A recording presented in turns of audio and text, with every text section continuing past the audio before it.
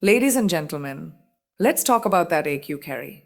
The one that came from someone who didn't see your worth, who took your kindness and mistook it for weakness. Maybe they betrayed you, maybe they left, maybe they said things you still hear echoing in your mind late at night. And the truth is, it hurts. Not because you're weak, but because you're human. But let me tell you something that no one told you when they walked away. The person who hurt you does not get to define you. What they did might have shaken your heart, but it does not get to steal your voice, your value, or your future. You're not just a victim of pain, you are the author of your healing. It's about standing up with tears still drying on your face and saying, "This will not break me. This will build me." The people who underestimated your worth, this is your moment. Let's turn hurt into power and power into peace. Pain has a way of sneaking into our lives when we least expect it. It doesn't knock politely, it crashes through the door, rewrites the script, and demands that we pay attention. When someone hurts you, it can feel like your entire world has been flipped upside down. It stings, it burns, and sometimes it settles in quietly, numbing everything in its path. But what if I told you that pain isn't here to define who you are? What if pain is actually here to teach you who you're meant to become? See, too often we make the mistake of wrapping our identity around what happened to us. We say, "I was cheated on, I was betrayed, I was abandoned," and we carry those titles like invisible scars on our soul. But those aren't your titles, they are your chapters, and chapters are meant to be turned. Pain doesn't mean you're broken. It means you're alive, you're evolving, and you're capable of depth most people never even dare to reach. Every single time someone hurts you, there's a lesson buried inside that experience waiting for you to uncover it. Not to punish you, but to awaken you. Because pain is a mirror.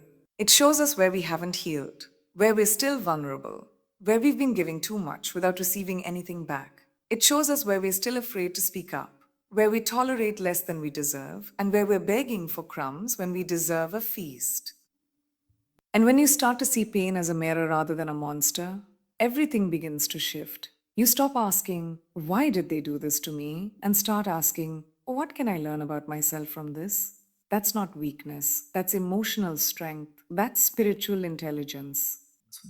That's the moment you stop being controlled by your hurt and start leading your healing.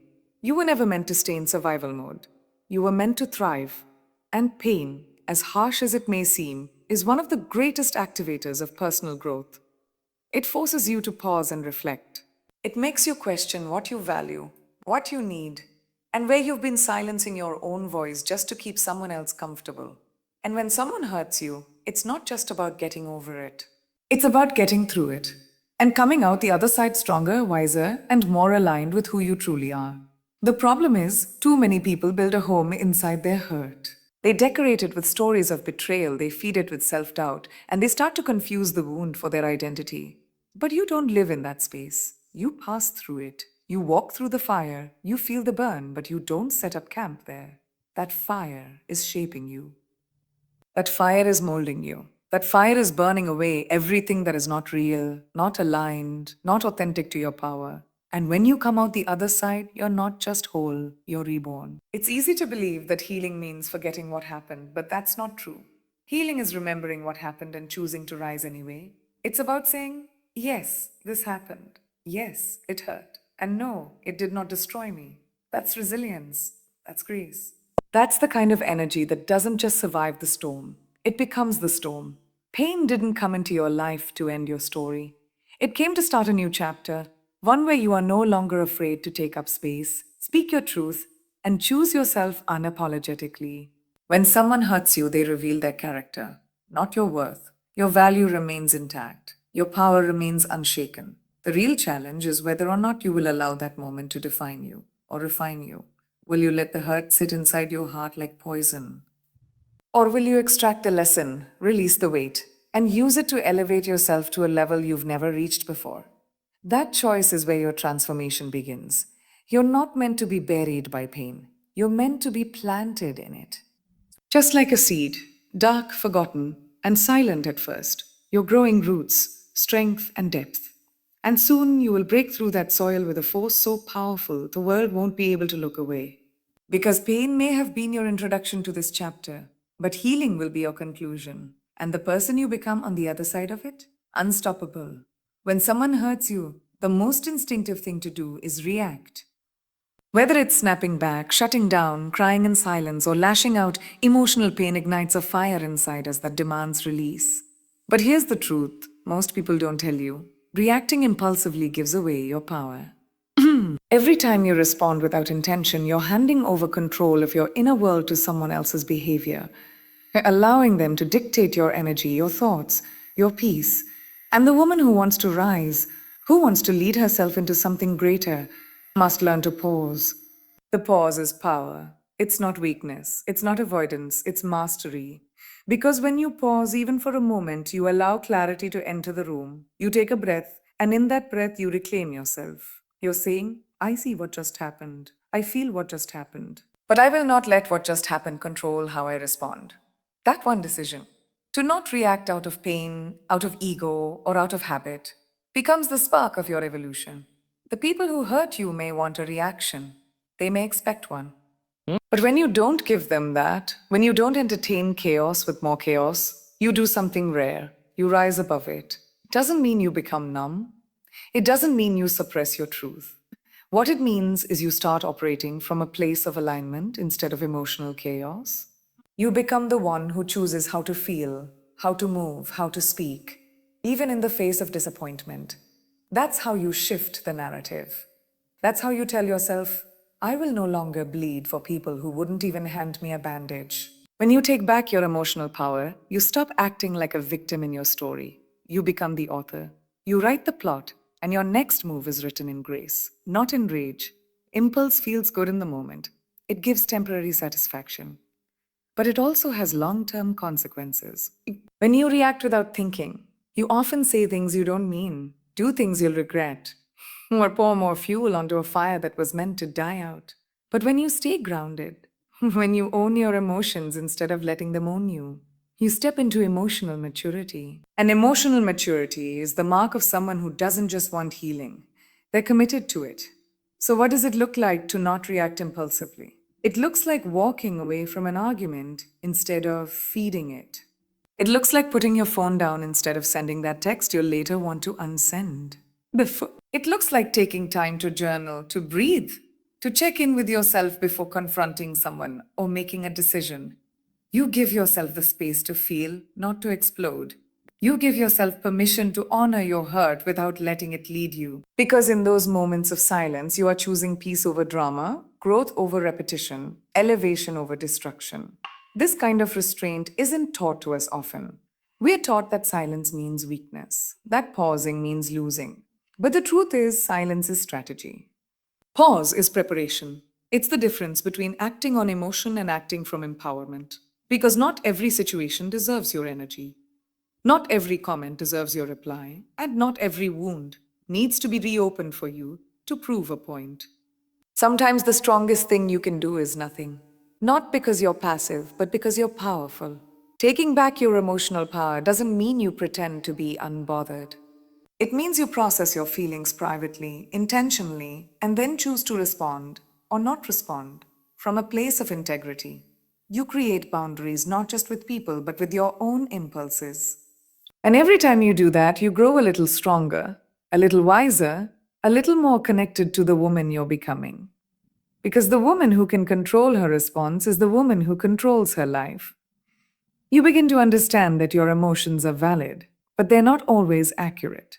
That your pain is real, but your reaction is a choice. And that your silence doesn't mean surrender, it means sovereignty. You're not here to be a puppet for other people's actions. You're here to be a force that moves with intention, with vision, with grace. Grace. So the next time someone tries to pull you into chaos, remember this.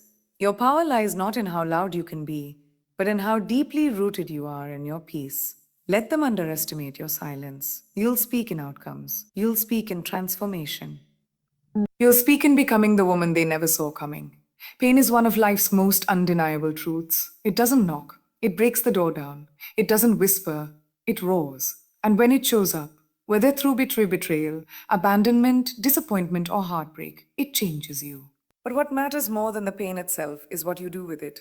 You have two choices. You can let it trap you in a cycle of bitterness and blame, or you can let it teach you, stretch you, elevate you. One choice keeps you bound to the moment you were wounded. The other frees you to become someone you never imagined you could be. Your pain was never meant to be your prison. It was meant to be your professor. The people who hurt you, the experiences that broke your heart, the moments that made you question your worth, they all carry lessons. Pain always has a message. And when you're brave enough to listen, you grow in ways that comfort could never offer you. But most people get stuck in the pain because they don't know how to listen. They're too busy replaying the betrayal, rewriting the story, rehashing what went wrong. They let the memory become a chain. But if you want to rise, if you want to be a woman who turns her wounds into wisdom, you have to shift your perspective. You have to start asking, what is this here to teach me? Instead of, why did this happen to me? The shift is powerful. Because when you stop looking at pain as punishment and start looking at it as preparation, everything changes. You begin to see how every tear built your resilience, how every loss forced you to find yourself, how every disappointment revealed a part of you that you never knew existed, the part that is capable of rebuilding from ruins. Pain strips away what is weak, it exposes what is false, and it invites you to step into your truth, raw and real and unfiltered. You can't grow if you're afraid to hurt. The strongest version of you lives on the other side of the pain you keep avoiding. But here's what they don't tell you: the pain you avoid the most is often your most important teacher. It shows you where your boundaries are broken, where your identity is unrooted, where your self worth is still attached to things and people outside of yourself. You were never meant to be at the mercy of someone else's behavior. You were meant to lead your life like a queen, calm, clear, and commanding. When you take a step back before you speak, when you breathe before you answer, when you reflect before you move, you shift the dynamic completely. You stop playing defense and start operating from your center. You become the kind of woman who is so rooted in her worth, so anchored in her vision, that nothing outside of her can shake what's inside her. That's where real power lives. Not in being louder, not in being colder, but in being grounded, in being emotionally intelligent, in choosing clarity over chaos. Let's be honest, reacting can feel satisfying in the moment, but it rarely leads to healing. It rarely leads to understanding. And it never leads to peace. Because reactivity is a cycle, and it keeps you trapped in the same pain, playing the same roles over and over again. Responding, however, disrupts that pattern. It invites a higher version of you to lead. But what you don't realize is that while bitterness keeps pain out, it also keeps healing away. It doesn't just block the world, it blocks you, suffocates your joy, your radiance, your softness, and turns your heart into a battlefield. Choosing growth instead, that's where the real strength lies. That's where the transformation begins. That's where the glow up that no one can take from you is born. Growth isn't flashy, it's quiet, it's painful. It doesn't always come with applause, but it always comes with power. It's waking up and choosing to forgive, not because they deserve it, but because you deserve freedom. It's choosing to focus on the lesson, not the loss. It's recognizing that you can't control what people do to you, but you have full control over what it turns you into. You can become bitter, guarded, and resentful. Or you can become wiser, stronger, more self aware, and more emotionally free. That is the choice only you can make. And that choice, when made consciously, will change your entire life. The truth is, bitter energy lingers. It shows up in your tone, your decisions, your relationships. It creates chaos within you long after the situation is over. But growth cleanses. It's the deep breath you didn't know you needed. It's the space where you finally begin to hear yourself again. It's where your peace becomes louder than your pain. And that peace, it's magnetic, it's powerful. It's what makes people look at you and wonder how you've been through so much and still shine so brightly. Because nothing is more radiant than a woman who's healed her wounds without losing her soul. Inner peace is the glow up that can't be bought, imitated, or faked. It's the kind of energy that enters the room before you do. It's the confidence that doesn't need validation. It's the calm that doesn't get shaken by chaos. And it's born from the decision to not let pain shape you into someone you're not. Every time you choose not to respond with venom, every time you choose compassion over contempt, every time you choose to release instead of revenge, you elevate, you expand, you evolve. That is the woman the world can't mess with. That is the woman you're becoming. Growth doesn't mean you don't feel. It doesn't mean you pretend the hurt didn't happen. It means you feel it deeply, you process it truthfully, and you choose to alchemize it into power. You turn heartbreak into boundaries. You turn disappointment into clarity. You turn rejection into redirection. That is emotional maturity. That is feminine power. That is how you build a life that no longer revolves around avoiding pain but around creating peace. Let's be honest, bitterness is addictive. It gives you a sense of control, a false edge, a reason to protect yourself by pushing others away. But it also traps you in the very energy you're trying to escape. It tricks you into believing that holding on to the pain protects you, when in reality, it's just prolonging the damage. Growth, on the other hand, sets you free. It lets you move forward without dragging the weight of the past behind you. It allows you to meet new love, new opportunities, and new dreams with an open heart, not a guarded one. You don't heal by wishing the pain away, you heal by facing it, honoring it, and then deciding you're no longer available for that version of your story. You rise by rewriting the narrative. You tell yourself that this hurt was not your end, it was your awakening. And from that awakening, you build a new standard, one where your worth is non negotiable, one where your peace is priority, one where your energy is not given out of habit, but out of alignment. When you choose growth over bitterness, you stop asking why it happened and start asking what it taught you. You stop trying to fix people who broke you and start healing the parts of you that accepted less. You stop playing small to avoid being hurt and start standing tall because you now know you're unbreakable. And that kind of transformation, it doesn't just change you, it changes how the world responds to you. The glow up is not about proving them wrong. It's not about being more successful, just to make them regret hurting you. The real glow up is when you look at yourself in the mirror and feel proud of how far you've come, without bitterness, without resentment, without the baggage that once defined your pain. It's when you sleep peacefully at night, knowing you didn't become the very thing that broke you. It's when you can smile again. Not because everything is perfect, but because you've made peace with what isn't. You don't need closure from them. You need commitment from you. To grow, to rise, to evolve, to protect your peace like it's your most prized possession. Because it is. You didn't come this far to stay bitter. You came this far to rise in love, in clarity, in strength, and in the full ownership of your life. That is the glow up they never saw coming. That is the woman the pain didn't destroy, it built.